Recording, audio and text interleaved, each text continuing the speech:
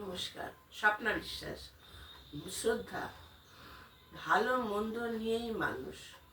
কোনো মানুষ কারোর ভালো গুণ দেখে তাকে নিয়ে নাচানাচি করা যেমন ঠিক না, আবার কারোর খারাপ গুণ দেখে ঘৃণায় তার থেকে মুখ ঘুরিয়ে নেওয়া সেটাও ঠিক না।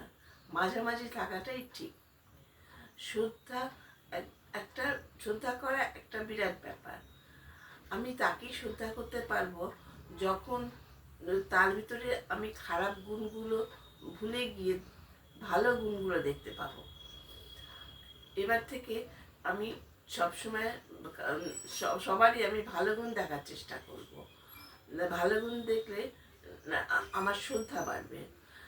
শ্রদ্ধা এক ধরনের আয়নার মতন। আমি যদি কাউকে শ্রদ্ধা করি তাহলে সেও আমাকে শ্রদ্ধা করবে। যেমন আয়নায় নিজের প্রতিচ্ছবি দেখি সেই রূপ। শ্রদ্ধা যার বেশি হয় তার তত উঁচু স্তর হয়।